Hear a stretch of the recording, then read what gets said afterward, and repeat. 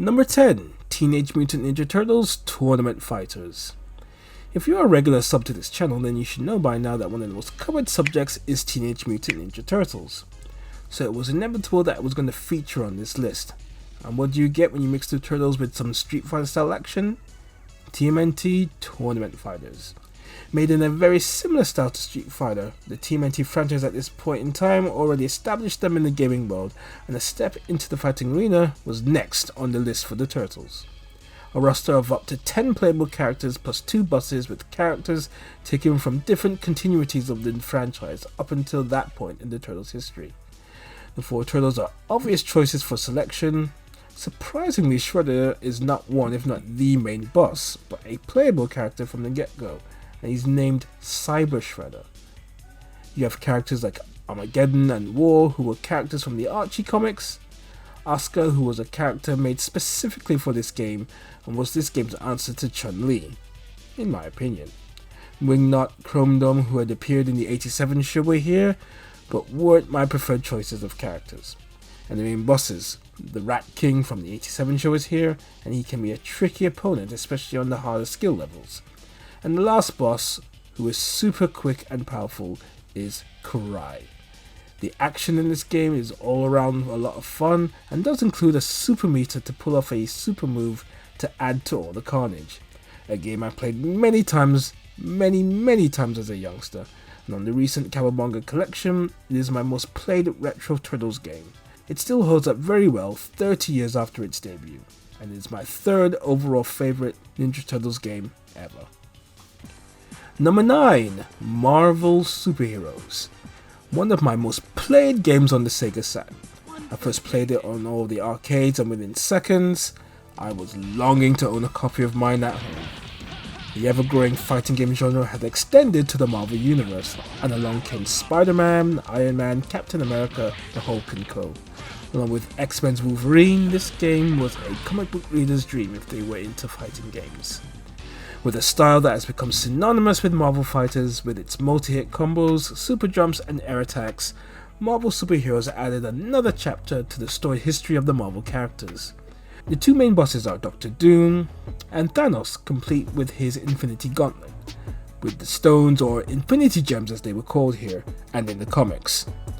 As a feature in the game, the gems can be used as a power-up, which can grant health, recovery, increase power and attacks, and so on. Given the success of its predecessor, Marvel Superheroes was inevitably going to follow, and for a fighting game it is so much fun to play. The gameplay mechanics allow for quick and dynamic attacks and counters.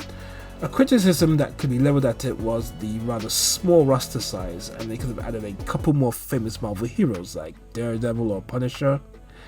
That aside, Marvel Superheroes is a fun game to play, and I feel that it should get a re-release along with other classic Marvel Capcom fighters. On the whole, a great game that helped pave the way for future fighting games in this universe. Number 8. X-Men Children of the Atom. The X-Men were riding high in the 90s with the very successful animated show, and having had platform fighting games released in previous years by Capcom, who also created the fighting game phenomenon known as Street Fighter II, it only made sense that the X-Men were going to get in on the act. The predecessor to Marvel Superheroes, X-Men Children of the Atom, burst onto the scene with a fighting style that took its cues from Darkstalkers and Super Street Fighter II. The game added a combo style that features long combos that can even be performed in mid-air, popularizing the very now common air attacks. Also featured in the game are various tactical maneuvers, including the ability for characters to roll. The game also introduced multi-tiered fighting environments in which the ground would crumble and the characters would fall into lower parts of the level.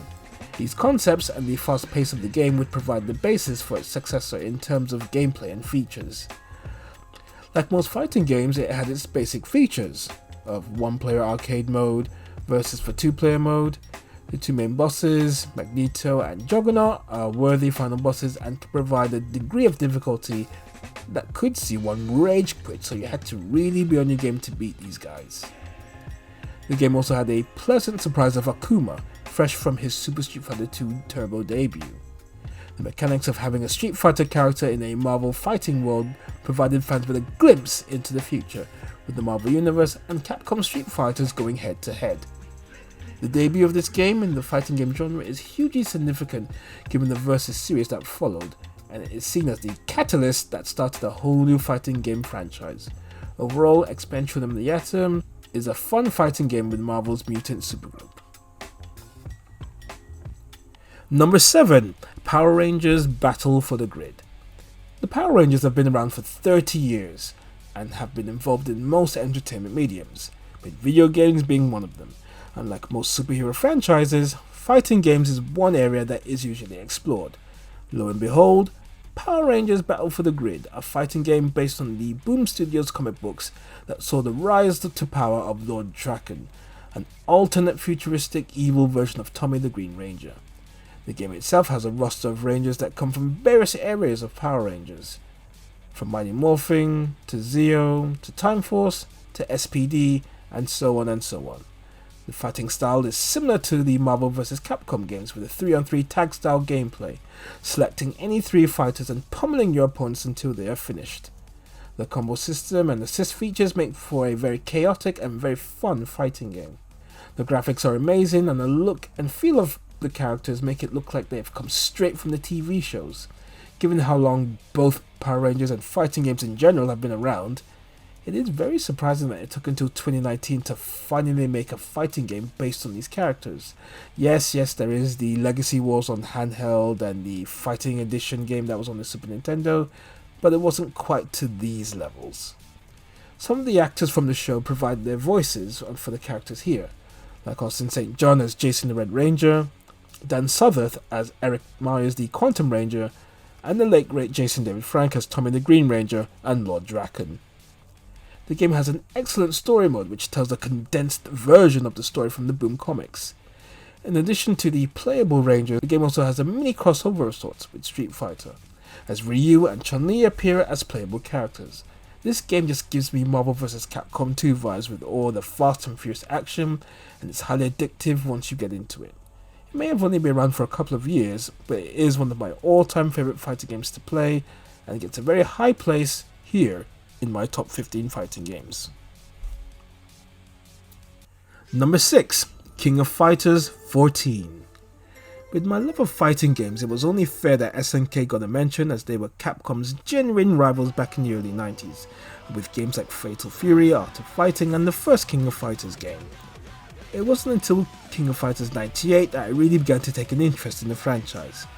It is a 3-on-3 fighting game but with no tag mode, so you simply had to beat your opponents until all 3 chosen fighters had their energies depleted. That often made the game last a little longer than a standard one-on-one fighting game. Now I have to admit I'm more of a casual fan of the franchise, so I don't really get invested in the storylines and the character developments. Having played the original Fatal Fury and Art of Fighting games, certain characters have always stuck in my mind. Ryu and Ken knockoffs, Ryu and Robert Garcia from AOF, have always been amongst my go-tos in this series, as it's more of a sense of familiarity. King and Ryo's sister Yuri are another 2 from Art of Fighting. Terry and Andy Bogard and Joe Higashi and Mei from the Fatal Fury games are amongst my most frequently used characters. And then there's Kyo Kusanagi and Iori. With their moveset similar in execution to Ryo and Ken from Street Fighter, I tend to use these guys a lot more than any other characters in the game. So I've named about 10 characters for a roster of 58 or so, but I do tend to go around and look at other characters and see what their moveset has to offer. But the gameplay and the feel of the game is unique in that SNK style, so it doesn't feel like a Street Fighter ripoff as such, and it has its own unique factors that make it its own game.